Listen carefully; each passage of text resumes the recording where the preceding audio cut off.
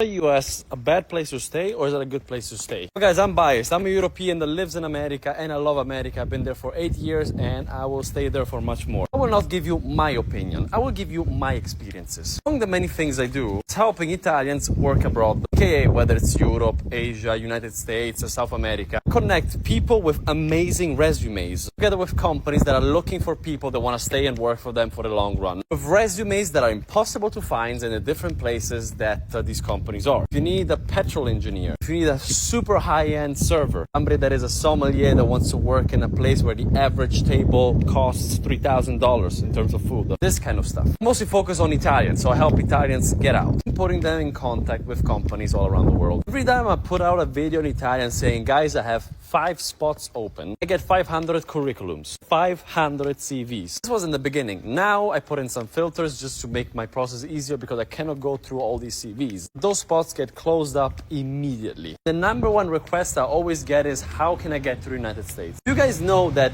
20 million people try to apply for a visa or green card in the United States every single year. We're talking about between 5 and 10% of the US population tries to get into the United States every year. Just to give you a good idea, 20 million people is a third of the Italian population, or is the entire population of Italo-Americans that you have in America. I mean, what that is, people that have Italian descent. This is how much people want to move to the United States even now. Politics affecting this statistic? 100%. Between who's the president, what people feel about the economy, the American economy, yes, it might skew up and down. These are the numbers. Nevertheless, people want to move to the United States. What I keep on saying to young Americans is, you don't know how lucky you are to be American, because you have the right to be here. Fortunately, the United States is not giving the same people the duty to learn how their system works. Because if people would actually study the US system in terms of the accounting, the taxation and everything, you would realize how cool of a country this is. I think that before we're entitled to an actual opinion about many things in the US, we should be studying the system